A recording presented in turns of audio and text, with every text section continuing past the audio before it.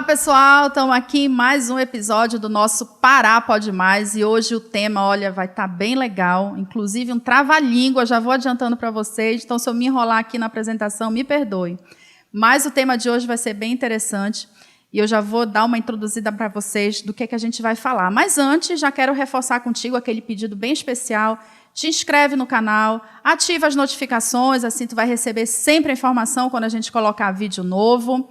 Segue a gente nas redes sociais, Jornal Pará Oficial, no Facebook, no Instagram e no Twitter. E tu já sabe, para te manter bem informado, jornalpará.com.br. E não vai te esquecer também que a gente já está em todas as plataformas de podcast. Então, escolhe a tua preferida e ouve a gente lá. Vamos lá ao nosso tema de hoje? Bem, vamos começar falando um contexto histórico. Além dos povos originários, que há muito tempo povoam esse Brasilzão de nosso Deus, estão por aqui também, bem antes dos portugueses, as abelhas melíponas. Vocês sabem o que são? São espécies nativas que não têm ferrão. Mas, apesar da gente conviver com essas espécies já há muitos séculos, essa atividade de cultivo desse tipo de abelha ainda é muito pouco conhecida por aqui. A maior parte da produção que a gente tem hoje das abelhas, ela vem da Apis mellifera. E se eu já tiver errado o nome aqui, eu já vou pedir desculpa, o nosso convidado vai me corrigir na primeira pergunta. Então, na Amazônia, a Apis mellifera, ou as africanizadas, que é um cruzamento das abelhas Apis da Europa e da África. Na Amazônia, é mais comum de ser encontrada a uruçu amarela, a abelha indígena, que são cultivadas em caixas específicas. Por aqui, elas desempenham um papel fundamental para a manutenção do meio ambiente. Isso é muito importante, a gente vai tratar bem desse assunto aqui. Já que, para construir os seus criadouros, elas utilizam pouquíssimos recursos da natureza. O mel dessas abelhas também possui um grande valor nutricional, com elevada atividade antibactericida, e é usado no auxílio de tratamento de doenças pulmonares, resfriado, gripe, fraqueza e infecção nos olhos. Vamos saber bem mais sobre essas maravilhas com o nosso convidado. Quem vai estar aqui com a gente hoje é o Daniel Santiago. Ele que é pesquisador da Embrapa Oriental, ele é doutor em ciência animal pela Universidade Federal Rural do Semiárido. Ele é pesquisador em sistemas sustentáveis, apicultura sustentável na Embrapa, e ele atua principalmente nos temas de apicultura, que são as abelhas com ferrão, e a meliponicultura, as abelhas nativas sem ferrão. Eu disse que era um trava-língua, hein? Eu já vou pedir perdão, então, aqui para o nosso convidado.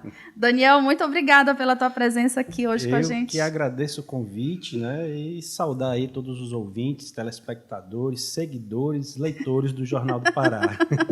É tudo isso junto e misturado, Pois é. né? Daniel, obrigada. Agora sim, explica para a gente o que é esse trava-língua meliponicultura. Tá, eu acho que para contar a história da meliponicultura, tenho que ir um pouco mais atrás, né? Tem história, né? Tem história, né? Então, para chegar no que a gente chama hoje de meliponicultura, tem esse resgate que é importante fazer, né? Que quando a gente fala de abelha, normalmente as pessoas lembram primeiro do sofrimento. Pois ferroada. Ferroada. Mas o nosso tema aqui são abelhas nativas sem ferrão, né? Então, sim. Que danada é isso? Muitas vezes as pessoas perguntam: vocês tiraram o ferrão das abelhas? São abelhas melhoradas geneticamente? Vocês tiraram o ferrão das abelhas? Não fizemos isso. Na verdade, esse conhecimento da criação das abelhas sem ferrão, a Embrapa não criou essa atividade. Isso é uma atividade que já é milenar. Tá? Então, para chegar nessa história milenar que nós temos aqui no país, que não teve o devido reconhecimento, estamos tentando dá-lo agora, né, mas nas últimas décadas principalmente, né, isso tem uma relação com a história do homem. Tá? Então, se a gente for ler sobre a relação das abelhas com o homem, nós vamos encontrar essa relação na Grécia, mais ou menos 2000 anos. Né? Vamos encontrar também nos hieroglifos egípcios, há mais ou menos 4000 anos. Né? e inclusive em pinturas rupestres que datam diante das primeiras civilizações, né? O homem tendo relação com as abelhas com ferrão, porque essas abelhas são as que são mais abundantes no que a gente chama de velho mundo, né? No continente europeu, asiático, africano. São várias raças, né? Que são vinculadas à espécie Apis mellifera, que é essa espécie de abelha com ferrão, né? Muito comum no velho mundo. Acontece que, por volta de 1500, né, quando os imigrantes europeus chegaram aqui no país, viram as nossas riquezas e trataram de explorá-las, né? Algumas dessas riquezas não tiveram a devida atenção. Uma delas, as abelhas nativas sem ferrão, né? Logo, quando eles chegaram, viram, conheceram essas espécies de abelhas nativas, mas por volta do século XVIII e XIX, né, acharam por bem trazer as abelhas que eram conhecidas no Velho Mundo, que até então eram também conhecidas por abelhas do reino, justamente as abelhas Apis mellifera. Então, as abelhas com ferrão vieram... Foram introduzidas, não são nativas, elas foram introduzidas. Elas foram introduzidas pelos europeus, justamente porque era uma cultura que já estava vindo com eles, da criação, o manejo dessas abelhas, e eles viram o grande potencial florístico existente no país.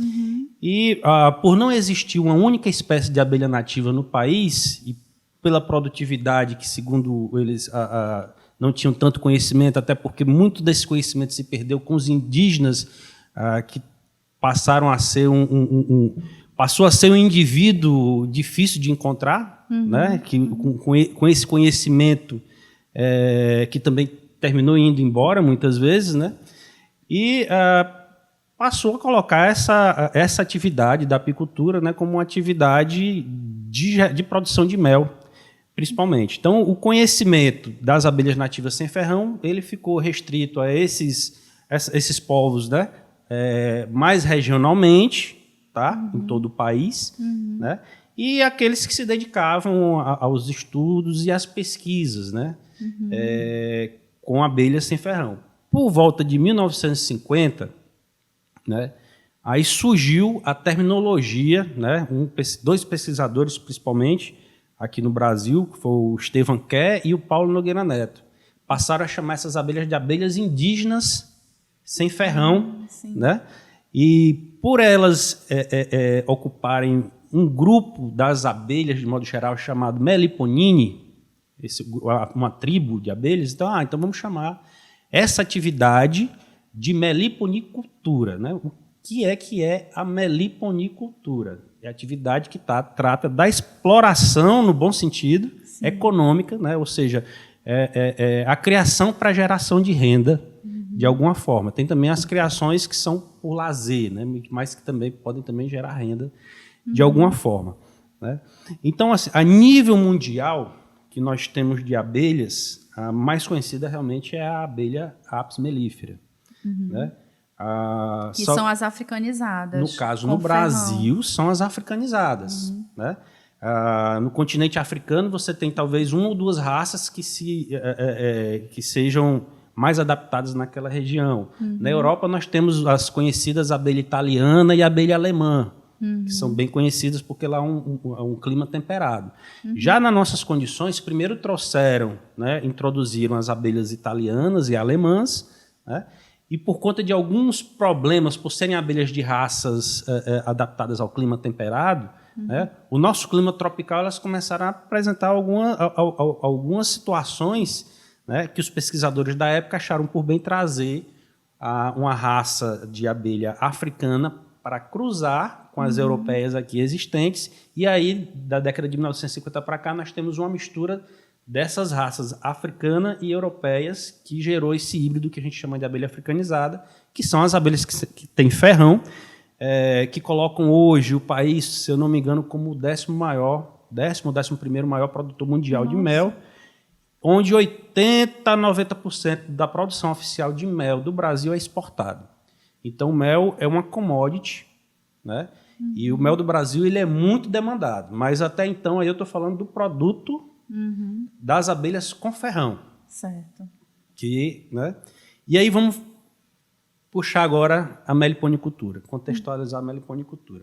Então, aí a Apis mellifera, lembrando que ela é uma espécie com várias raças, nós temos um híbrido, provavelmente uma mistura de 3 raças, o híbrido da abelha exótica introduzida aqui. Certo. No caso das abelhas nativas sem ferrão, no mundo nós temos em torno de 500 espécies. Essas espécies estão principalmente nos trópicos. Né? Então, quem está uma boa parte da América do Sul, onde o Brasil praticamente, né? África e Oceania, né? Austrália, né? Que estaria na Oceania, está na Oceania. E essas 500 espécies, metade está no Brasil. Nossa. Ou seja, 250 espécies, aproximadamente 50% de todo o potencial das abelhas nativas sem ferrão. Espalhada pelo país inteiro. Espalhado pelo país. São espécies, 250 espécies, são espécies que têm relação com o ambiente em que vivem. Né? Então, no ambiente caatinga, no bioma caatinga, você tem as espécies de abelhas sem ferrão que evoluíram com aquelas condições climáticas daquela região. Na mata de araucárias, lá na região sul, tem as espécies de abelhas que são adaptadas com aquele clima mais, a temperatura um pouco mais baixa, com as flores e as plantas que estão naquele ambiente, com aquele período que essas plantas floram. Né? Do mesmo jeito, cerrado, e do mesmo jeito, o bioma Amazônia. Dessas aproximadamente 250 espécies que existem no Brasil, metade está no bioma Amazônia. Eita, é né? muito também. É muito, ou seja, nós representamos aproximadamente 25% de toda a biodiversidade do mundo, falando de bioma Amazônia. Né? E o estado do Pará, né, como é o estado que tem concentrado mais estudiosos no assunto de abelhas, né, foram identificadas em torno de 115 espécies, dessas 120, 130 que já se tem sabe na região que inteira. tem no bioma Amazônia. Tá? Então, já foram catalogadas em torno de 114, 119 espécies, mais ou menos, aqui, Só no no estado do Pará. Dessas 119, mais ou menos, aproximadamente 20 a 25 são criadas por produtores. Né? Algumas para produção de mel, outras mais para lazer, mas lembrando que o principal papel das abelhas, que é o que a gente dificilmente fala, dificilmente é lembrado pelas pessoas, é o papel da polinização. Né? Esse serviço é o principal serviço das abelhas de modo geral. Né? Então, as abelhas nativas, principalmente quando a gente fala aqui de Brasil, né, é importante a gente resgatar isso, porque elas têm uma relação muito próxima com o bioma onde elas se desenvolveram, né? Onde tem plantas que precisam de polinização e tem plantas que se autopolinizam. Né? Então, as plantas que precisam do serviço de polinização, né, 80% delas têm esse serviço prestado por abelhas. Que serviço de luxo. Pois é, que serviço de luxo. Então, vamos pensar quanto tempo o planeta Terra teria que esperar até evoluir um novo indivíduo, caso as abelhas, por algum problema, por alguma questão, comece a reduzir suas populações e a gente precise. E por que eu falo isso? Não estou falando só da questão ambiental, da manutenção da biodiversidade na floresta. Vamos falar da nossa alimentação. Né? 1/3 do que a gente come, né, 1/3 da vegetação que nos serve de alimento, das que precisam de polinização, dependem das abelhas. Caramba. Se a gente aumentar aí para 2/3, né, nós temos mais uma parcela que tem a sua produção ampliada pela polinização. Tá? Então, aí fica somente aproximadamente 1/3 que não teria essa relação direta ou indireta com abelhas. Eu vou dar o exemplo aqui. O melão, melão, melancia e abóbora. Se não tem abelhas, não tem produção. Tá? Um exemplo aqui próximo da gente. Açaí e coqueiro. O vento pode fazer a polinização, mas com abelhas você pode aumentar a sua produtividade em torno de 15% até 30%. A depender da espécie, a depender de espaçamento. Né? Então, esses são exemplos que mostram essa importância que as abelhas têm, principalmente com essa questão da polinização, que é um serviço ecossistêmico que as abelhas prestam e que é invisível. porque a gente não vê, muitas vezes não acha que é mosquito, acha que é uma mosca. Inclusive tem abelhas chamadas abelha mosquito. Ele é muito pequeno? Tem abelhas que têm essa denominação, porque são tão pequenas, tem um grupo de abelhas que são chamadas inclusive de remela, de tão pequenas que são. Nossa. Né? Porque às vezes são encontradas nos olhos dos bovinos e tal. Né? São abelhas que você vai encontrar as populações acomodadas em pequenos buraquinhos com 50 a 300 abelhinhas, tá? Mas são tão pequenininhas que somente um olho mesmo, bem treinado, que vai conseguir ver aquele tubinho, às vezes saindo, inclusive dos muros das casas, né? Muitas vezes acontece de encontrarem essas abelhas aí. A Embrapa mandou para a gente alguns materiais, né, em áudio, visual, e a gente pôde ver. E tu estás falando dessa questão do tamanho, né, das casinhas. Um produtor num dos vídeos, ele diz exatamente isso, que ele teve que diminuir a espessura da abertura, porque numa das abelhas estava muito grande, elas não gostavam, elas passaram pela espessura bem menor, ele teve que fazer uma outra abertura bem menor, né? É aquela questão de você dar ambiência, né? Se você está criando um indivíduo, você tem que dar condição para ele ter aquele local ali para se dar bem, para se desenvolver bem. Então, você dá um espaço muito grande para uma espécie que ocupa um espaço pequeno, né? Ela vai ter um trabalho muito maior para ter essa ambiência. Então, aí eu falei aqui que nós temos uma grande diversidade de abelhas, mas nós temos uma grande diversidade florística no país. Tá? Então, a gente tem plantas com flores grandes, tem plantas com flores pequenas, flores que são mais curtinhas, flores que são mais compridas. Aí a gente tem uma grande diversidade de abelhas. Nós temos abelhas que são muito grandes, né? Temos abelhas que são bem pequenas, temos abelhas que são peludas, abelhas que são peladas, abelhas que têm a língua comprida, abelhas que têm a língua curta. Tudo isso se adaptando aos grupos de plantas que oferecem um recurso florístico, né? Néctar e pólen, que elas vão buscar pensando em se alimentar e, sem saber ou sem querer, fazem a polinização. Então, foi uma oferta que essas abelhas fizeram, que as plantas fizeram, aprenderam a ofertar, identificando um potencial indivíduo para manter essa biodiversidade funcionando, se mantendo, e aí, oferecendo, né, essas recompensas, começou a atrair esse grupo de indivíduos que começaram a evoluir e se tornaram especialistas de acordo com as plantas. Nós temos aqui a castanheira, por exemplo, né, que é uma abelha grande, que precisa fazer a polinização, porque ela precisa ter força para abrir a flor.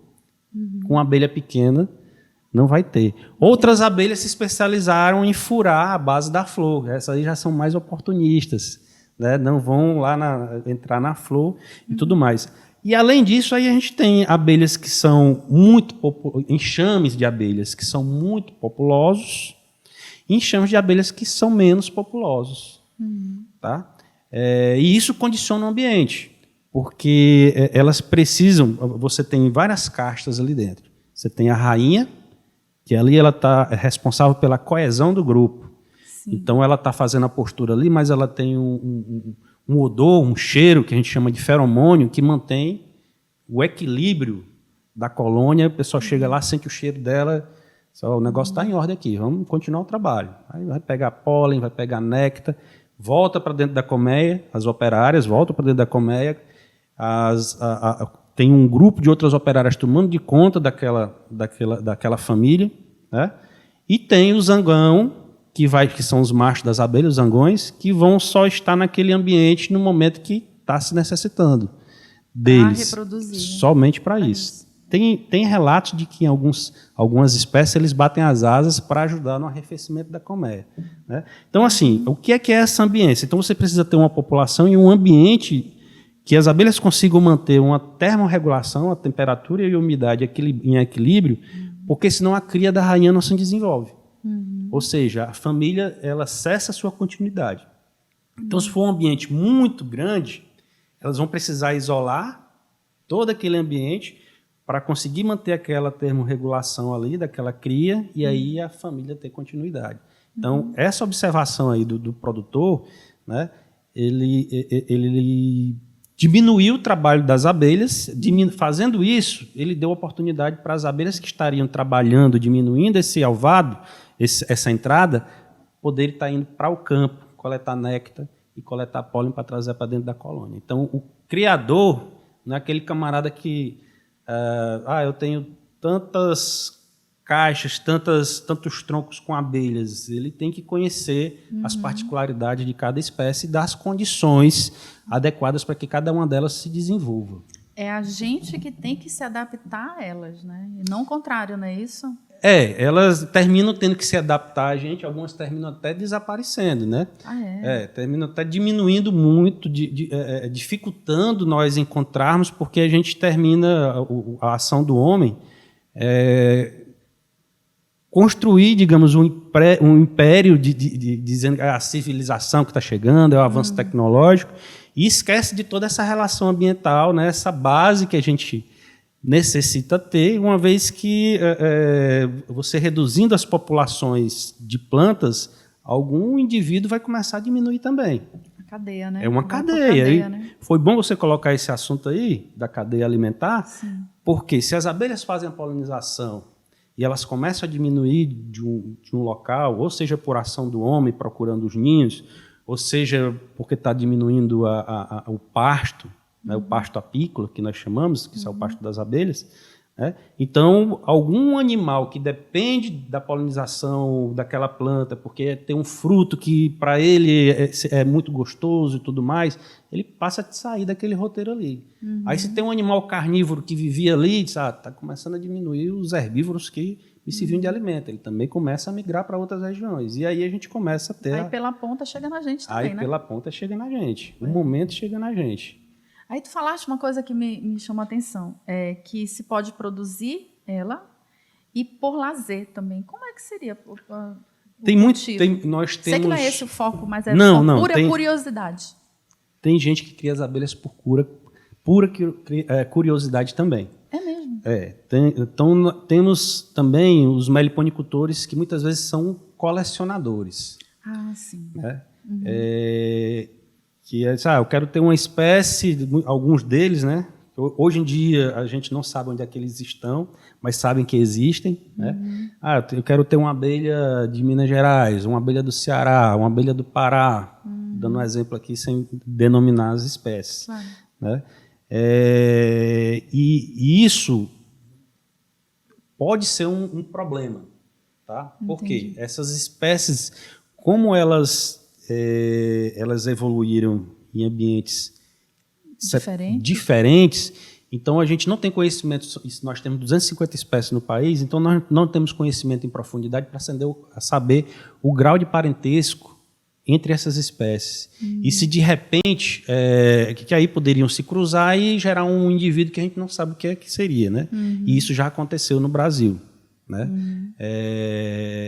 Como também você levar uma espécie de uma região que ela pode se multiplicar em grande quantidade e a espécie nativa pode desaparecer por uma questão de competição pelo recurso floral, que pode ser o mesmo. Entendi. Né? Então, o que se recomenda é que se criem espécies da região, do bioma. Então, assim, eu crio abelhas nativas aqui no bioma Amazônia, então as espécies que eu vou criar são as espécies daqui da região amazônica. Lá no Ceará, que o bioma é caatinga, né, então eu vou identificar a lista das espécies que o IBAMA identificou como do meu bioma, né, e vou me manter nessas espécies aqui. Né? Então, segundo essas normativas, né, ambientais, o trânsito de espécies entre biomas ele tem uma proibição, mas é mais por uma segurança do que por uma questão de impedir o desenvolvimento da atividade. Né?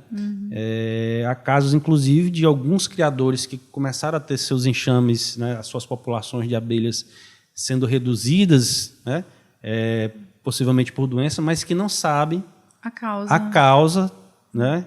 E muitas vezes essa causa está ligada a uma questão alimentar, de um alimento que era de uma outra espécie de abelha e forneceu. Então, assim, a gente precisa de mais informações e esse trânsito de espécies entre biomas ela não é, desde que ela ocorra, né, se ela ocorrer no bioma e ocorrer no outro, tudo bem. Né? Mas por uma questão de segurança, de manutenção da biodiversidade, né? Das abelhas e por todas essas outras questões, o que se recomenda é que as espécies criadas das abelhas nativas sejam de cada bioma. Faz muito mais sentido, né, Daniel? Até para fortalecer aquele bioma, né, para manter... Sim, eu terminei nem lhe respondendo a questão do lazer. Né? Terminei entrando por várias outras coisas. Né? Então, tem o camarada que ele cria essa questão de ser o lazer dele, criar abelhas, né? Mas que também a atividade que inicialmente foi por uma questão de prazer para aquela pessoa, ela pode se tornar o lazer para outras pessoas também, que é o que muitos têm explorado com o turismo rural, por exemplo.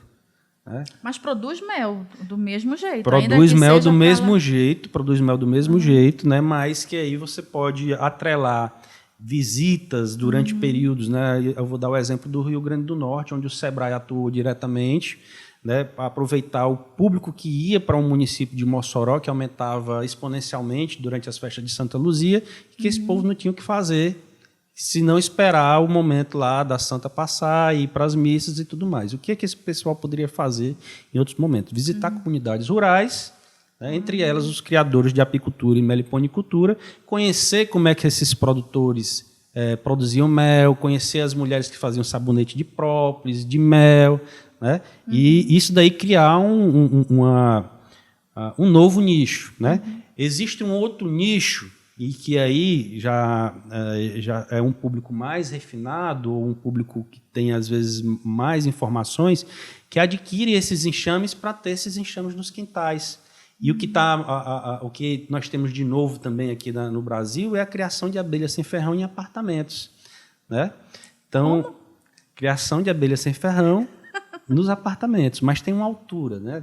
Se eu não me engano, até o 10º andar, aí vai variar de acordo com a espécie também. Né? Então, do 10º andar para baixo, dependendo de algumas espécies, elas podem... Né, voar numa altura que o vento, a gente sabe que no 10º andar está bem forte, né? Então tem que ser uma abelha mais robusta no 10º andar. Né? Então, outras espécies de abelhas você precisa estar numa altura. Agora tem orientação para isso. Claro, quem quiser produzir, não é? Sim, inclusive. Vai sair daí colocando abelha dentro do apartamento sem. Não. Aí, no caso, a gente está falando das abelhas sem ferrão, das abelhas nativas sem ferrão, e claro que tem que ser considerado o pasto que tem ali naquela região. Né? Às vezes um prédio está próximo de um parque botânico ou de um local que conserve uma quantidade de flores que você sabe que as abelhas têm alguma relação. Né? E hoje existe uma base de dados grande, inclusive a Embrapa tem um curso do eCampo, que é disponível online, que as pessoas podem fazer o curso de meliponicultura de 16 horas ou o curso de criação de meliponicultura urbana, né, que são de 8 horas e cada aluno pode fazer o seu horário. Só se inscreve no site? Acessa o site do eCampo, que vai estar o link constando embaixo aqui das inscrições, e lá faz o cadastro, identifica lá qual o curso que quer, se é a meliponicultura urbana ou é a meliponicultura geral, né, e aí faz seus horários, e aí são os cursos de 16 horas e de 8 horas com certificados da Embrapa. Olha que maravilha. Então, quer dizer, é para um lazer porque ela é coletiva, né? Também entra nessa questão de oferecer para um público maior também, né? Isso. Tem exemplos também, não nossos aqui, mas de outras regiões do país e de fora do país, de que existe o profissional que vende as abelhas e cria uma relação com essas pessoas, né? Que compraram para o lazer, porque eu quero ter uma abelhinha, eu tenho um jardim aqui em casa, eu preciso de uma abelha, só que não sabe mexer. Né? E aí, geralmente, fica naquele vínculo com aquele profissional e aí já cria um outro nicho de mercado. Né? Então, isso é uma realidade que a gente está vendo se aproximar, e eu digo isso porque há 20 anos eu venho acompanhando a questão, principalmente aqui da meliponicultura, que são espécies de abelhas que permitem essa aproximação, né? Você criar abelhas no seu quintal de casa, né? Nos alpendres, né? Nessa realidade agora até nos apartamentos. Né? E justamente essa facilitação tem atraído cada vez mais adeptos que querem informações, querem criar as abelhas, muitas vezes por lazer. E aí, vendo aqui o exemplo do estado do Pará, que a gente tem uma cultura muito forte, né, economicamente aqui no estado, que é o açaí. Como é que funciona aqui no Pará o cultivo, né? Tu falaste que só aqui a gente tem a metade do que se tem aqui no Brasil, de né? espécies de abelhas nativas. Em todo o estado a gente tem o cultivo das abelhas ou tem algumas regiões em que elas são mais propícias, vamos dizer assim? Nós temos, vou dividir aqui o estado aqui, região oeste, tendo Santarém ali como uma referência, tá? Região nordeste do Pará, e a região sul-sudeste ali, Marabá até Redenção, pega sudeste-sul. Certo. Aproximadamente 70% da produção estadual está aqui na região nordeste do estado, né?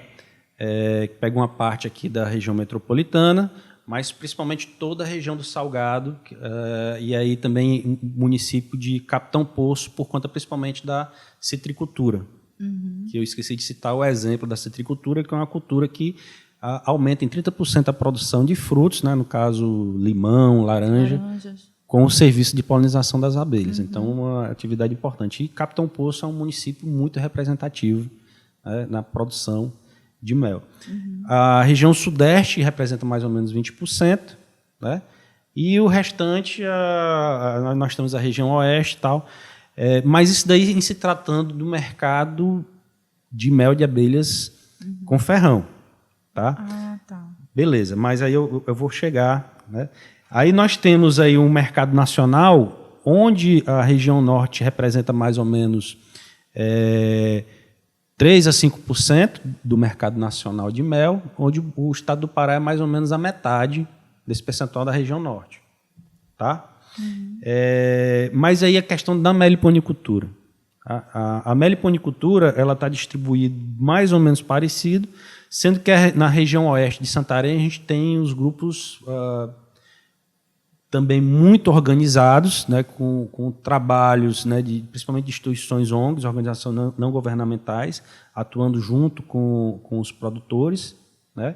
Na região nordeste do estado é onde também nós encontramos, principalmente na região do Salgado, encontramos muitos produtores organizados, né, e na região de Marabá também, Marabá e região também, mas a grande questão é que nós temos essa diversidade de abelhas. Nós temos a região metropolitana, por exemplo, e a região do Salgado tem uma característica de clima e vegetação. Se a gente for lá na região oeste do estado, vai ser uma outra característica. E na região sudeste, outra característica. Então, o que é que isso leva? A que sejam espécies diferentes que se deem melhor em cada uma dessas regiões. Então, nós temos a uruçu amarela e a uruçu cinzenta, né, predominando aqui na região nordeste. Tá? Nós temos a uruçu boca de renda, que predomina lá na região sudeste e sul, né? A jataí também. Né? E temos a canudo amarela predominando como espécie predominante lá na região de Santarém. Né? Dessa forma, a gente não consegue ter uma união em um único produto, de uma única espécie de abelhas. Então, o esforço ele passa a ser um pouco que ecorregional, direcionado a cada realidade que cada grupo, né, vai ter com as espécies de abelhas. Isso não quer dizer que as outras espécies não existam, mas com a condição de clima, precipitação de chuvas, né, da vegetação que está predominante, né, aí você vai ter uma espécie que domina mais do que a outra. Um exemplo lá em Santarém, a canuda amarela a gente vê na terra firme, né, e a jupará, quando a gente vai para as comunidades ribeirinhas, a gente encontra. Quer dizer, no mesmo município a gente vê. Aqui a gente vê a uruçu amarela se dando muito bem aqui na região metropolitana, porque chove muito, e a uruçu cinzenta, né, que também é chamada de tiúba pelos maranhenses, se dão muito bem lá na região litorânea. né? Porque com certeza tem uma vegetação que para ela é mais favorável. é mais favorável. E o uruçu tem um nome, tu estava me dizendo antes, né, da gente conversar. O uruçu, ele é uma denominação que o significado ela vem do Tupi-Guarani. O Tupi-Guarani, os padres jesuítas estudaram, né, os troncos linguísticos e criaram o Tupi-Guarani, né, e passaram a ser como se fosse a língua oficial indígena. Então, o uruçu, né, significa abelha grande. Então, a gente encontra o uruçu, né, principalmente nas regiões Nordeste e região Norte. Então, só aqui no estado do Pará, eu citei 3 espécies, 3 que a gente chama de uruçu, porque significa abelha grande, né? Aí a gente tem a abelha mosquito, temos a abelha rajada, que aí essas denominações às vezes 130, né? 100, pelo menos. Mais ou menos isso daí só no estado do Pará, né? Agora tu trouxestes aqui e eu, enfim, apresentei para todo mundo. Aliás, vocês todos viram aí, mas ninguém sabe o que é. Então, aqui eu queria já que tu dissesses para a gente. Tá. Bem, a gente tem... Eu não sei nem por onde começar, tá, gente? Só queria dizer que eu queria muito poder provar, cheirar. A gente pode provar. Pode provar? Pode sim, claro. E é? Eu vou falar. Pronto, aqui. por onde que a gente começa? Vamos começar aqui pelo mel da abelha com ferrão. Esse é o mel comum. Esse aqui é o mel comum. Comum, que eu digo assim, que é o que mais É predomina. o que mais predomina, porque você tem... uma colmeia ela vai produzir em torno de 15 quilos ano. Né? Geralmente os produtores têm em torno de 10 a 20 colmeias, até 40 colmeias por apiário, pequeno produtor. Né? São atividades que geralmente, tanto a apicultura como a meliponicultura, que são os agricultores tradicionais, os agricultores familiares. Então, 90% aliás, no estado do Pará, 99% de quem faz apicultura e meliponicultura é da agricultura familiar. Né? A meliponicultura geralmente são também mais ou menos esse mesmo quantitativo de comércio por produtor, aproximadamente, mas o volume de produção é menor por conta do número de abelhas por colmeia. Ainda é bem menor, né? É bem menor, que aí depois eu dou um destaque maior nisso daí. Certo. Tá? Então aqui, esse mel aqui da abelha sem ferrão é o mel da florada do mangue. É um mel que tem uma caracterização, é bem clarinho. Sim. Tá? Mas ele é um mel mais viscoso. Né? Ele tem um teor de umidade em torno de 20%, por isso que ele fica mais grosso. É de uma espécie específica? É da Apis mellifera, da nossa abelha africanizada. Existe uma legislação internacional, tá? Em que a gente tem que se adequar para poder conseguir exportar o mel. Então, assim, eu falei que o mel da abelha da Apis mellifera, 80 a 90% dele é exportado, mas ele precisa atender essas recomendações. Então, entendi. Essa é a legislação para mel de modo geral. O mel de abelha sem ferrão, ele é muito mais liquefeito, ou seja, ele tem mais água. A gente não consegue aproximar mais, não, né? Não, né, gente? Ele é mais liquefeito. Ele tem, o mel de abelhas com ferrão, ele tem em torno, para ele ser chamado mel, segundo a legislação não nacional, mas internacional, só um dos fatores que são analisados, a umidade. Precisa ser 20%. No caso das abelhas sem ferrão, essa umidade ela varia entre 23% até 36%. Por isso que ele é bem mais líquido. É bem mais líquido. Né? Mas existem, dependendo da espécie, aí uns vão ser mais ácidos, né? Outros vão ter outras características que muitas vezes não se adequam nessa legislação internacional.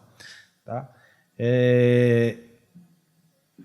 O que é que alguns estados... O que tem diferente, principalmente aqui? Além da... Umidade e acidez, principalmente. Ah, tá. Geralmente, por conta dessa quantidade de água que tem no mel, de abelha sem ferrão, ele termina sendo um pouco menos doce, assim, porque como tem uma quantidade de água maior, em torno de 30%, digamos, então só vai ter 70% de açúcares.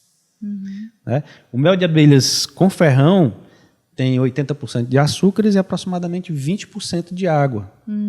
Entendi. Né? Então, por conta dessa proporção de água, ele se torna, entre aspas... Menos. Mas aí vai depender também da espécie de abelha e da espécie vegetal que essa espécie visitou. Então, porque tem isso também, cada espécie de abelha é um produto diferente. cada espécie de abelha para cada espécie vegetal que ela vai visitar. Esse aqui, então, a mesma espécie de abelha ela pode ter mais de um tipo de mel. Esse mel, por exemplo, aqui é o mel do mangue paraense, da Apis mellifera, da abelha africanizada. Posso cheirar? Pode sim. Eu adoro sentir cheiro, gente. Eu tenho um olfato um pouquinho... Se quiser colocar um pouquinho aqui na mão e provar... Agora já tem água aí, né? Não sei se isso vai ficar muito bonito, mas eu acho que eu vou fazer um pouquinho de inveja para vocês aí.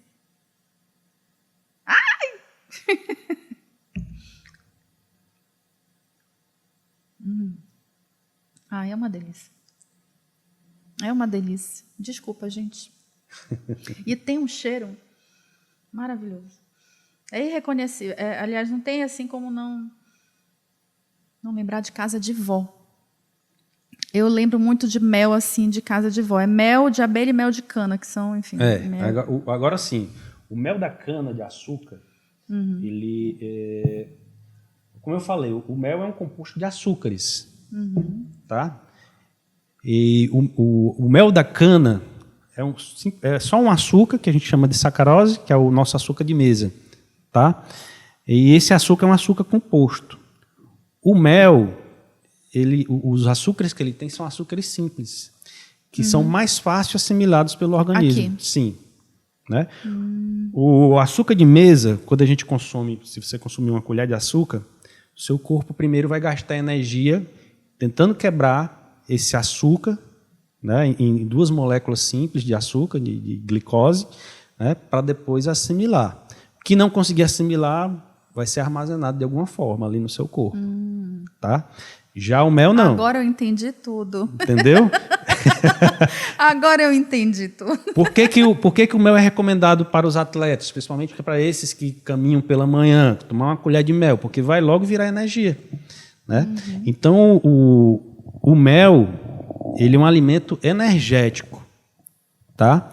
Então, ele tem, aqui pegando a composição da Apis, tem em torno de 80% de açúcares, vamos botar aqui para 75% de açúcares, 20% de água, e os outros 5% nós temos vitaminas e minerais.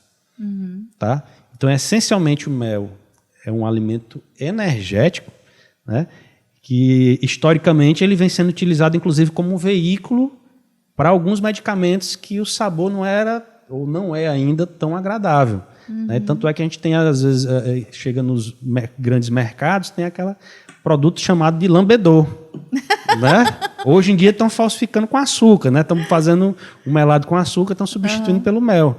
Mas, durante muito tempo, esse lambedor era feito com mel de abelhas. Né? Entendi. Aí acrescentava... raiz disso, casca daquilo. Hoje é o que a gente chama comercialmente de mel composto. Entendeu? Tá. É o que a gente vê em farmácia. Tem os mel, você pode comprar esses mel compostos em farmácias. Tá? Aí, e vindo aqui para o mel de abelha sem ferrão. Esse aqui é um mel que é bem mais liquefeito. Por ele ser liquefeito, quando a gente tira da colmeia, ele começa a passar por alguns processos. Um deles é a fermentação. Deixa eu dar uma sentiu cheirada o odor aqui, dele gente. aqui, ele já está muito ácido. Tá? Muito diferente. Está muito diferente. Muito ácido mesmo. Pois é. Esse produto aí, ele já está num ponto que ele já pode se tornar... Né, agora clarinho também, né? É muito claro. É porque é da mesma região também, da mesma florada de mangue também. Tá? Agora, esse mel aqui, ele está num processo intermediário ainda para se tornar hidromel. Tá? Mas ele já está num ponto já... O hidromel é a primeira bebida alcoólica que se tem esse registro da humanidade. É mesmo? Então, dizer aqui, cachaça de mel, ou vinho de mel, ou cerveja de mel, é o hidromel. Inclusive, nós temos um parceiro nosso, uma parceira nossa, paraense, né, que está produzindo hidromel e exportando já, como uma bebida genuinamente paraense de mel de abelhas daqui do estado do Pará, que é o Uruçum. E o mel é a fermentação natural do fermentação mel? Natural, exatamente. Como o mel, assim, como é que o mel da abelha sem ferrão ele é comumente comercializado? Da forma natural, fresco, né? maturado, que ele começa num processo como esse, mas aí você Essa controla. É a primeira etapa. Esse aqui já passou da Já etapa passou. de maturação. Aqui ele já está virando um hidromel. Tá? Ele maturado, que ele chega num ponto de fermentação, ele não continua fermentando. Por que esse aqui está continuando? Porque foi acrescentada a quantidade de água maior para ele continuar. Né? Entendi. Pasteurizado, né? Porque a pasteurização é quando você aumenta a temperatura até uma determinada temperatura para matar um grupo de micro-organismos que você sabe que vai trazer. Isso é feito, um produto que a gente conhece muito bem, é o leite. O leite em pó, né? O leite, tem um leite de até um dia que você pode consumir, ele é pasteurizado, né, para justamente ele não começar um processo fermentativo e você perder o mel, né, o leite. Né? Então, a mesma coisa seria com o mel, mas aí termina que impede o desenvolvimento aliás, você elimina algum microbiota, algum indivíduo dessa microbiota que a gente não conhece. Não sabe o que benefício. Se era bom ou se não era. Vai junto tudo. E nós temos informações recentes que identificam que existem micro-organismos probióticos nos méis das abelhas paraenses. Inclusive, alguns probióticos que já são utilizados comercialmente em mercados como o chinês, que valorizam muito essa questão probiota. Né? Nós temos o iogurte, o Yakult, né? O queijo kefir. Quem sabe no futuro a gente possa estar mostrando quais são os benefícios que algumas espécies de méis, algumas espécies de abelhas podem estar colocando nos seus méis.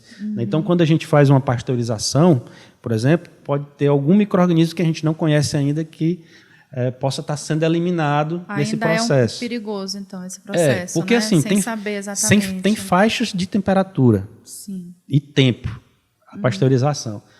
Temos eu vou deixar para falar por último aqui. Então, antes que tu fale desse, só me diz assim, esse daqui que é o conferrão, ele é o mais comum, né? E, bem, na minha época de criança, quem viveu assim em Belém, no Pará, sei lá. Nossas vós curavam nossa garganta com mel e é assim, né? Por isso que eu lembrei que eu tinha lembranças de vó. E eu falei no começo do programa que eles tinham uma ação antibactericida, né? Nessas infecções. Antibactericida e bacteriostática, que estabiliza o crescimento bacteriano. Então, a gente fazia, né, o que na verdade o termo técnico é brocagem, né? Mas a gente chamava de curar a garganta aqui, Sim. né? Aquele dedão assim, enrolado com algodão e mel, limão, andiroba, se colocava gotas de andiroba e a avó enfiava lá na garganta da gente. Pois é. Né? 2 dias depois a gente já estava com a garganta boinha, já podia sair na chuva de novo, que estava tudo certo. Aí eu te pergunto assim, é o mesmo o efeito, por exemplo, aqui? Pois aqui. Aí, assim, de mel eu posso falar. Agora, não sei qual é a substância que tem na andiroba e eu sei que no limão tem a vitamina C. Né? Então, assim, uma colher de andiroba com certeza não seria muito saborosa, nem muito menos um limão espremido. Mas, se bem que talvez misturado com mel também não fosse ainda tão agradável que precise desse tratamento com o dedão, chegar lá na garganta para passar. Né? Então, assim, talvez não seja tão saboroso, mas com certeza a andiroba sozinha ou limão sozinho seriam menos saborosos do que com a presença do mel. O maior problema era o dedo na garganta. O maior problema é o dedo na garganta. Porque o sabor até que era Mas, bonzinho. assim, o mel, ele tem esse poder bactericida, que mata a bactéria, e bacteriostático. Mel de abelhas com ferrão. O mel de abelha sem ferrão, a depender da espécie, esse poder pode ser aumentado em até 40%. Olha. Né? E um estudo recente, parceria com a equipe aqui do PCT Guamá, da UFPA, identificamos que alguns micro-organismos que estão presentes nesses alimentos das abelhas produzem outras substâncias, e essas substâncias têm também poderes antibióticos. Né? Então, assim, por que é importante a gente explorar essas espécies de abelhas nativas? Né? Então, nós temos uma flora que é específica de uma determinada região, que muitas vezes algumas dessas abelhas podem ter relação com essas espécies florísticas de plantas, essas espécies de plantas, e que a gente não sabe ainda que identidade ou o que propriamente esse produto está carregando. Né? Então, você colocou como exemplo aí a questão da inflamação dos olhos, né? Sim, Então, isso é um conhecimento... E pulmonares também. Né? Porque no caso, as doenças respiratórias, né? Geralmente a gente tem esse conhecimento enraizado, que já passa de pai para filho, né? Que mel é um remédio. Exatamente. Né? Então, se a gente for para o consumo per capita no Brasil, o brasileiro hoje consome em torno de 15 a 20 gramas de mel por ano. Então, nós não consumimos mel. O mel é comprado quando você fica gripado. Né? Você vai nos países desenvolvidos, o consumo de mel ele vai variar de 800 gramas a 1,5 kg. Mas eu acho que para a região norte isso não aumenta, não?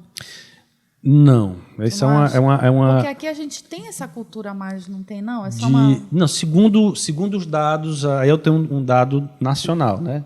O que é que acontece muitas vezes aqui no estado do Pará? Os entrepostos de mel do estado do Pará tendem a comprar mel dos estados do Nordeste e do Sudeste porque não atendem, a produção estadual não atende a demanda.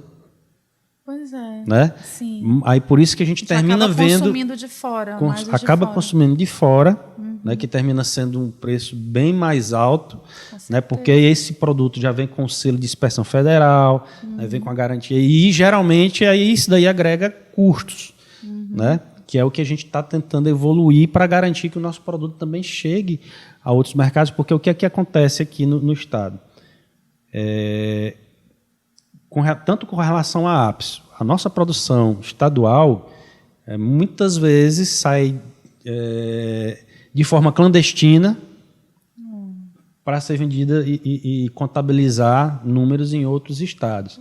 As nossas espécies de abelhas nativas, mesmo contando essa história do IBAMA, muitas vezes tem produtores que dizem, eu quero vender, quero exportar mel de abelhas nativas aí e tudo mais, e compra nossas abelhas ou compra nosso mel e termina indo embora por outros entrepostos, por outros portos. Caramba. E não é contabilizado como o nosso. Agora, número de consumo, a quantidade de consumo per capita, nível de estado do Pará, eu não tenho. Né? Mas, a nível nacional, nós consumimos 15 gramas por pessoa ano. É muito pouco. O nosso consumo é pouco. E aí eu vou dar um exemplo aqui, que esse aqui é um mel de abelha sem ferrão e esse aqui é de apis. Aqui também é mel. Isso é mel, só que esse aqui é um mel cristalizado. Tá? Ele parece uma manteiga, né? Visualmente ele parece uma manteiga. O mel somente, primeiro de tudo, o mel puro cristaliza. Aquele produto que é falsificado, que é feito com açúcar, um melato, tal, que é aquecido, esse produto não vai cristalizar porque passou por um processo de aquecimento, de quebra das moléculas de glicose. Geralmente o camarada coloca umas gotinhas de açúcar, de limão, para ludibriar, né, o consumidor e também para poder auxiliar nessa quebra desses açúcares. Então, o produto falsificado que é vendido como mel, ele não cristaliza. O mel puro, ele cristaliza. Aí está puro. Esse aqui é o mel. O que é que desencadeia o processo de cristalização do mel? Né? É o desequilíbrio entre os açúcares, quando tem muito mais glicose do que frutose, que são os açúcares predominantes, né? E temperatura. Abaixo de 14 graus, os méis começam o processo de cristalização. Qual é a temperatura da geladeira? Em torno de 7 graus para baixo. Então ficaria assim. Se você colocar um mel na geladeira, ele começa a cristalização aqui por baixo. Vai ficando assim mais opaco. E aí ele vai ficando aqui que nem uma manteiga, como você falou. 60% do mel do mundo é comercializado dessa forma aqui. O brasileiro conhece mel? Não. Pois é. Então, quando muitas vezes o consumidor ele pega o mel, bota na geladeira, muitas vezes chega por... Rapaz, você me vendeu o mel falso. Não, porque isso não, porque o mel... Muitos produtores, não, tudo bem, eu vou trocar seu mel por um outro mel. Mas aqui também é sem ferrão. Esse aqui é sem ferrão. Esse mel aqui é um mel que tem que ser mantido na refrigeração, porque diferente do mel da apis, eu ia te perguntar. Por ele ter menos umidade, ele termina depois de um tempo. Né? Você está vendo que começa a dividir as fases? Sim, então, pois parece que tem assim uma parte mais líquida em cima, né? O objetivo é manter ele cristalizado o tempo todo, e para isso esse produto aqui precisa de resfriamento. Mas no mel de apis, não.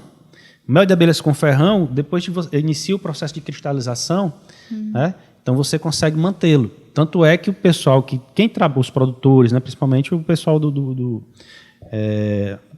os americanos, os europeus, né, eles têm cristais distintos, cristais que eu digo assim, que nem coalhada.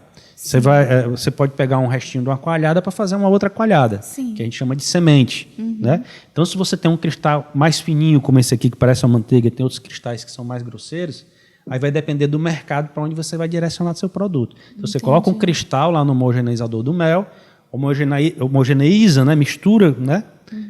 Com o cristal que você quer e depois embala. Por isso que nos países europeus e nos Estados Unidos, o mel é consumido com a tampa larga. Porque você pode colocar aqui na mesa e servir como uma manteiga. Uma manteiguinha. E aqui no Brasil nós só com líquido. Pois é. E esse outro? Que Pronto. também é sem ferrão. Sem ferrão, que nem esse aqui. Que sem nem ferrão. esse aqui. Só que esse aqui foi para o processo de resfriamento e começou um processo de cristalização, porque também a gente induziu com o cristal de um mel de outra abelha, da mesma espécie de abelha sem ferrão, que começou o processo de cristalização, porque nós gostamos desse cristal que parece uma manteiga, que é bem fininho. Né? Depois você prova para você sentir esse cristal. Eu vou poder provar ele? Claro. Vou deixar com você aqui. Gente, esse daqui é uma parceria que nós fizemos com o Instituto Peabiru. Tá? Sim. Nós fizemos um processo chamado desumidificação. Traduzam. Retirada de água do mel. Nós retiramos o mel, inicialmente por um processo de aquecimento, que a legislação permite, se eu não me engano, até 50 graus. Né? E a gente chegou no teor de umidade que a legislação, que segundo a legislação, o produto seria mel. Hoje a gente já está trabalhando nessa parceria, né? E a gente está analisando esses méis, um processo de desumidificação a frio, como se fosse um ambiente fechado, né? Com um ar-condicionado tirando a umidade e esse mel circulando lá dentro. Né? Quando chega na umidade X, o equipamento desliga e o produto vai ser envasado. Que é o que está aí. Que é o que está aqui. Esse produto... Ele não cristaliza. Não. Ele não vai cristalizar. Se a gente quiser... Não. Se nós quisermos que ele cristalize, ele vai cristalizar. Resfriando ele. Resfriando ele, tá?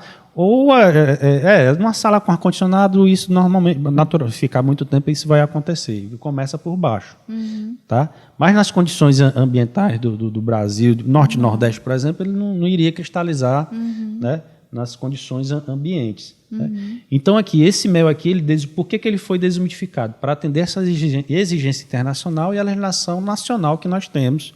Né? Então, mas tem uma função específica para ele? Tem um uso específico para ele ou não? Não, aqui ele pode ser chamado de mel. Entendeu? Entendi. Aqui, segundo a legislação, esse produto é mel. Entendi. Segundo a legislação, esse produto tem uma outra denominação. Não é mel. Segundo a legislação federal, não. Aqui é um mel cristalizado. A gente pode comercializar. Dizer mel cristalizado. Entendi. Tá? Agora, para ser mel, ele tem que atender algumas características e tudo. Quais são essas características? Umidade. A umidade. Umidade 20%. Se for acima de 20%, o mel ele começa um processo natural de fermentação. De fermentação. Que é um mel também. O mel fermentado ele é um mel gostoso, saboroso, mas tem paladares que não. E isso também vai variar de espécie para espécie. O cheiro é diferente por conta da fermentação, ele é bem diferente. E o mel desumidificado, ele, por conta justamente de que também a gente tirou a umidade... Também é mais líquido ou não? Não. Ele chega, ele tem que ficar na umidade próxima da diápse. Entendi. Entendeu? Porque também é mais espesso, né? O que é essa umidade? É a atividade de água que os alimentos têm. Uma melancia, um melão, né, ele tem um período para estragar. Porque ele tem uma atividade de água que permite o fruto ter uma vida útil X.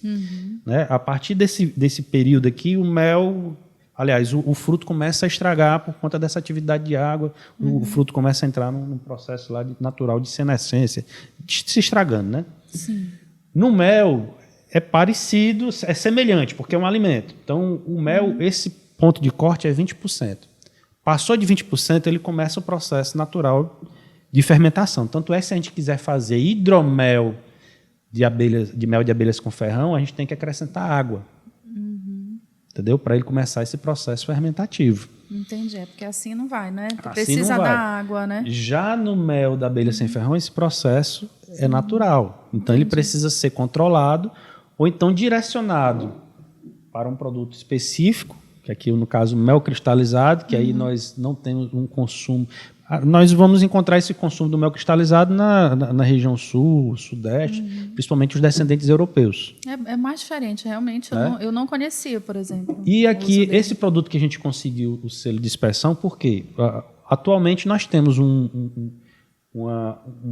entendimento da ADEPARÁ, esqueci o número do documento que foi publicado no ano passado, salvo engano, que estabelece a legislação do mel de abelhas nativas aqui para o estado do Pará. Entendeu? Permitindo que esse produto possa chegar à gôndola estadual.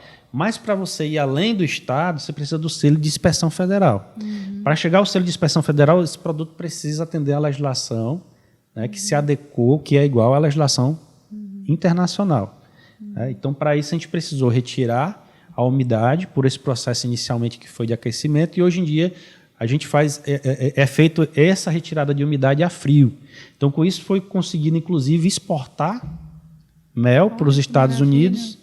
Só que aí o que o PA-Biru, junto com a Fitobel, que é o entreposto, que foi feita a parceria, exportaram, eles conseguiram beneficiar 3 toneladas de mel, exportaram 300, e o mercado que comprou o mel, o mercado externo que comprou o mel, disse, não, agora nós queremos 3 toneladas. Só que aí, como a atividade ainda precisa, nós precisamos conhecer mais onde estão esses produtores, como é que eles estão organizados, investir no aumento da produção, da produtividade. Então, precisa ser feito um trabalho de campo muito maior. Então, esse parceiro, o PA-Biru, optou por explorar o mercado interno, nacional, né? Enquanto isso se organiza, a atividade em si, né, se organiza para que saibamos onde estão esses produtores, que problemas eles têm, que volume de mel nós temos, quais são as espécies que produzem, onde estão organizados, porque, digamos, na região nordeste paraense, nós podemos ter produtores mais organizados, ou na região oeste paraense, nós temos produtores mais que têm associação, que tem casa de mel, né? Então, sabendo disso, é que a atividade realmente vai ter Quer dizer, um desponte. Ainda falta, como a gente também falou no início, né, ainda, apesar de ter séculos, as abelhas nativas estão aí a nosso favor, inclusive, trabalhando pelo nosso bem-estar em meio ambiente, social, econômico até, ainda é pouco realmente difundida ou fomentada a produção comercial, né, economicamente. Hoje, o que eu venho acompanhando é que a atividade da polinização, principalmente puxado pelo açaí, né, é que tem incentivado, dos últimos 3, 5 anos para cá, incentivado o fortalecimento da atividade. Né? Porque, pelo fato de sabermos que algumas espécies de abelhas nativas têm um impacto de até 75% na produtividade de açaí, claro que isso aí vai depender da distância da planta para a colmeia de abelha. Né? Então, isso causou uma busca por essas espécies de abelhas que aumentou em até 3 vezes o custo das colmeias de abelhas. Então, uma parte dos meliponicultores, das pessoas que criam abelhas sem ferrão, estão ganhando dinheiro comercializando enxames e estão deixando o mel para as próprias abelhas ou para consumo próprio, né? Porque o mel virou subproduto. O produto do momento está sendo abelhas nativas, que aí é um caso específico do estado do Pará, que tem uma economia voltada, direcionada a muitos produtores de açaí, para o açaí. Quer dizer, muitos têm plantação de açaí e tem a abelha como aliada. A abelha como aliada para fazer essa polinização. Não para produção de mel. Não para produção de mel. Não para produção de mel. Eu disse, não, eu quero criar as abelhas. Mas ele poderia ter as duas. Ele pode associar as duas, inclusive. Exatamente. Mas, assim, na visão do grande produtor, ele quer saber se aumenta a produção dele em 30%, uma média, sem precisar comprar terreno do lado. Né? Principalmente para aquelas áreas que são muito grandes, né? Porque quando você tem uma aproximação com vegetação nas laterais da sua propriedade, a depender do raio do cultivo, né? Acima de 300, 500 metros, as abelhas que estão na mata vão ter dificuldade de chegar naquela região central. Então, os grandes produtores que aí desmataram grandes áreas, aí eles precisam levar polinizadores, né? Aqueles pequenos produtores que ainda têm aquela biodiversidade, mas eles podem potencializar, né? Adensando esses polinizadores e direcionando algumas espécies ali dentro, né? Para justamente ter a oferta, né? De alimento para as abelhas, né? E com isso, né, as abelhas também privilegiam essas plantas e o produtor com o aumento da produtividade. O que a gente tem observado na parceria com o pessoal de Tomeaçu, da Canta, né, é que nos consórcios, né, de cultivos, o cultivo consorciados, sistemas agroflorestais, né, que a Canta é especialista nesse assunto, tendo o açaí, o cupuaçu, o cacau, dentre outras espécies ali como componente, o taperebá, né? Então a gente viu que as abelhas, nesse tipo de sistema, que é bem mais comum do pequeno produtor, é mais acessível, esse sistema diversificado, as abelhas evoluíram muito melhor. Por quê? A gente tem um açaí, que é uma cultura, que ela evoluiu no tempo e tudo mais, com um período de floração específica. Flora durante todo o ano, mas tem aquele período de pico, que tem uma florada mais pesada, ou seja, aquilo ali é alimento para a abelha. Mas vai ter o período que o açaí não vai estar florando. Vai ter uma outra cultura florando, né? Que aí o exemplo que eu trago aqui é o taperebá. Então o taperebá ele vai estar florando ali o mês de setembro, o mês de outubro, uma grande carga de pólen, e as abelhas elas se fortalecem bastante nesse período para poder enfrentar o período sem sem o taperebá, está começando a sair, mas está iniciando também um período chuvoso. Né? Então, quando você tem uma diversidade florística maior, você mantém seus trabalhadores, que estão ali naquele sistema para fazer a polinização, trabalhando mais alegremente, porque estão conseguindo trazer o alimento para dentro de casa, estão mantendo a colônia forte, com bastante trabalhadores, e pode, inclusive, ter uma reservazinha de mel para você no final da safra. Né? Isso seria importante, né? Isso é importante, porque para o pequeno produtor, ele entra como um produto que também vai estar agregando no período que não tem açaí, que não tem galinha, que não tem peixe. E aí ele pode ter o mel para estar transformando em renda dentro da sua propriedade. Né? Daniel, a gente teria aqui muitos programas. Né? Que bom. Que assunto interessantíssimo, né? Porque diz respeito à nossa vida cotidiana, realmente. Sim, né? sim, afeta a gente. Afeta. E a gente não tem noção, não né? Tem noção um bichinho tão pequeno. Desse mundo, né? Exato, um universo que é o das abelhas, né? Sim. Além de ser delicioso, realmente, mas a nossa vida é impactada por ela diretamente, né? O tempo inteiro. Bem, eu queria te agradecer imensamente, mas eu queria que tu dissesse o seguinte, como para a gente fechar, assim, o que tu achas que é preciso fazer hoje para que a gente consiga aumentar, fomentar a produção de mel na nossa região, aqui na Amazônia, sobretudo, né, já que a gente tem o maior número de espécies aqui de abelhas. Arcabouço biológico, né? Adorei isso. Arcabouço biológico. O que está faltando para a gente se destacar e para a gente efetivamente ser um produtor para o mundo até, quem sabe, né? Mas mesmo que internamente ainda, né? Tá. Atualmente a Embrapa tem alguns projetos justamente voltados para esse fortalecimento, né? Que tem tudo a ver com tudo que a Embrapa trabalha, que é a parte de produção de alimentos. Né? Então as abelhas, principalmente da agricultura, tem essa relação bem próxima. Né? Então hoje nós temos um projeto do Fundo Amazônia, atuando na região sudeste do estado do Pará, principalmente, né? Com a meliponicultura voltada para a transferência de conhecimentos. Né? Nós temos o projeto Bioeconomia do Ministério da Agricultura atuando nos 3 polos que eu citei, sul, sudeste, oeste, né? E alguns municípios aqui da região nordeste, com transferência de tecnologias e geração, aliás, adequação de alguns produtos já existentes para a nossa realidade. Né? Porque conhecimento a gente já tem bastante. O que a gente precisa, na verdade, muitas vezes é ver o que existe e como é que adequa para essa nossa realidade. Temos o projeto Sustenta Inova Bem Diverso, que é financiado pela União Europeia. Esse projeto atuando em comunhão com várias outras instituições, inclusive o SEBRAE e universidades, na região do Marajó. Também incentivando, né, esse resgate para essa cultura da criação de abelhas sem ferrão, né, com o objetivo de fomentar esse desenvolvimento tecnológico dos produtores para também estarem criando essas espécies de abelhas sem ferrão. E temos o programa Rota do Mel, onde o Estado do Pará entrou recentemente, né, e com essa mudança de governo vamos ver como é que fica, mas a nossa esperança é que a gente possa estar fomentando a atividade, principalmente na região sudeste do Estado, porque é para onde ela está destinada, e quem sabe outras regiões aqui do Pará. Temos hoje, né, algumas políticas públicas voltadas à assistência técnica. Quem atua diretamente são os municípios, né, mas temos programas como o próprio Senar, programas como o próprio Senar, que é o ATEGMEL, salvo engano, que está tentando atuar em vários municípios do estado do Pará. O que é que nós precisamos?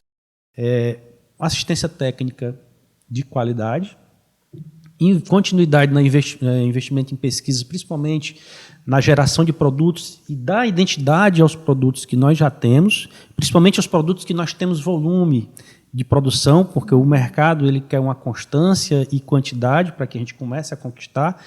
Fazendo a roda girar, a gente fortalece a base econômica, né, e mantém a atividade se fortalecendo e sendo ampliada. Né? Claro. Então, a assistência técnica, investimento em pesquisa e infraestrutura. Tá?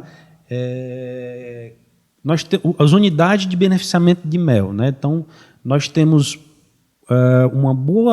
um representativo bom de produtores, mas que o produto muitas vezes não se adequa, né, às exigências. Né? Então, o que precisa ser feito? Né? Identificar onde é que são esses polos, né, e investir em infraestrutura que permita produtos de qualidade, né, e aí infraestrutura também para levar esse produto para as gôndolas, né, principalmente aos mercados, né, que pagam bem por esse produto. Né. Dando identidade a um produto, digamos, eu falando aqui, dando exemplo aqui da Apis mellifera, que nós representamos de 1 a 2% da produção nacional. Mas se nós temos um mel, dando exemplo aqui do mel do mangue, ou mel do peabiru, das abelhas nativas, a uruçu amarela do estado do Pará, nós damos uma identidade que permita dizer ao consumidor: esse é o mel da Amazônia, ou é o mel do estado do Pará. É o mel produzido por ribeirinhos, ou agricultores familiares, ou agricultores tradicionais. Ao você estar comprando esse mel, você está levando, além de saúde, você está mantendo a biodiversidade, você está mantendo a floresta de pé. A Amazônia, você está contribuindo com a vegetação de lá. Então, essas informações elas precisam estar no produto para elas ajudarem ao consumidor a entender que ele não está comprando só mel, pólen, né? Está ajudando de fato o meio ambiente. Ele está ajudando de fato o meio ambiente, tá? Valorando esse produto, que é específico. Ele só existe, esse mel aqui só existe no mangue amazônico. O mangue amazônico é único. Esse mel aqui é da uruçu amarela, a Melipona flavolineata, que ela só tem em determinada região. Aqui talvez pegue alguns estados, mas ela tem maior quantidade aqui do estado do Pará. Então a gente precisa dar identidade a esses produtos, porque esse produto tendo identidade, ele tem um valor econômico maior. Valoriza a cadeia. E aí valoriza a cadeia. Um produto como esse aqui, o mel de abelhas com ferrão, por exemplo, que é um produto mais comum, mais banal, digamos assim, meio litro é entre torno de 15, isso comprando direto do produtor. Né? Entre 15 a 30 reais o litro. Tá? Verdade. Esse daqui é em torno de 100 do produtor. Só que no momento que você fraciona, dá uma identidade ao produto, é que 150 gramas de mel, vamos facilitar aqui o cálculo aqui, 100 gramas de mel a 20 reais. Né? O litro já vai para 200, 250. Tem pessoas que estão comercializando os mel de abelha sem ferrão a 600 reais. Quem queria exportar o mel do Pará, como se fosse de outro estado aí, que eu não vou citar qual é, né? ia vender ao mercado chinês por equivalente a quase R$1.000, né? Se a gente for transformar o valor o volume que ele estava vendendo, que era 100 ml, né? Em 1 litro. Então, assim, é preciso se organizar a cadeia produtiva, entender onde é que estão esses produtores, tá? Criar as políticas públicas voltadas para essas realidades, sem esquecer de que a roda gira pelo econômico. Qual é o produto que esses grupos têm, o que é que congrega eles, qual é a espécie que a gente tem um maior volume para que a gente possa investir e ter um retorno que fortaleça a cadeia produtiva. Aí o exemplo que eu dou da polinização é que um grupo de produtores, a maior parte do agronegócio, né, que são monocultores, só cultivam açaí, estão em busca de uma ferramenta de aumento de produção, e isso inflacionou o mercado de quem vai atrás de enxame de abelhas sem ferrão. Perfeito. Né? É muita coisa, tem muita né? coisa. É muita a gente coisa. nem falou das colmeias, né? Que tem um bocado de coisa para falar ainda. Vamos ter que marcar um segundo programa, um Pode Parar, especial de abelhas sem ferrão. Ótimo. Parte 2. Tudo bem, estou à disposição. Eu queria te agradecer demais, Daniel, pela tua disponibilidade, por estar aqui com a gente, por ter conversado, ter explicado, por ter adoçado um pouquinho mais a minha tarde do que a de vocês, gente. Eu sinto muito, mas obrigada, viu? Adorei experimentar, sentir o cheiro, conhecer um pouquinho mais, sem sombra de dúvida. Muito importante isso. Sobretudo pela importância do meio ambiente, social e econômica. Torcendo para que esses projetos aí avancem e tomem a proporção que precisa. E o nosso canal está aqui aberto, sempre que a Embrapa precisar, sempre que tiver um projeto, um avanço de um projeto, quiser trazer para conversar com a gente também está aqui à disposição. Sempre. Muito obrigada, viu, Daniel? Obrigada mesmo. Luciana, eu que agradeço, colocar desde já também à disposição. Sou suspeito em falar, mas que bom que a gente está aqui falando de abelhas. Que bom, né? Que bom. Falar de abelha é falar de mel, e mel é doce. Falar de mel, falar de vida, de manutenção da biodiversidade, de manter a floresta de pé, de geração de renda, de ancestralidade. Tem todo um histórico aí relacionado aos nossos antepassados e que é importante a gente resgatar, porque saber da nossa história conta quem nós somos, na verdade, e quem nós seremos. Exatamente. Que delícia. Obrigada, viu? Nada. Boa tarde aí para todos. Né? Boa tarde, gente. Boa tarde para vocês. Então, eu queria agradecer demais vocês terem ficado até aqui. E quero reforçar o nosso pedido básico, né? Hoje um pouco mais adocicado, né? Aqui. Para tu te inscrever nesse canal, ativa as notificações, assim tu vai receber sempre a informação quando a gente colocar vídeo novo por aqui. Segue a gente nas redes sociais, @Jornal Pará Oficial, no Facebook, no Instagram e no Twitter. Para te manter bem informado, já sabe, jornalpará.com.br. E não vai esquecer que esse conteúdo está inteiro nas melhores, aliás, em todas as plataformas de podcast. Escolhe lá qual é a melhor que tu preferes, qual a tua preferida, e ouve a gente lá. Segue, comenta, compartilha, aquele pedido basicão. Te espero aqui no próximo episódio do Pará Pode Mais. Tchau!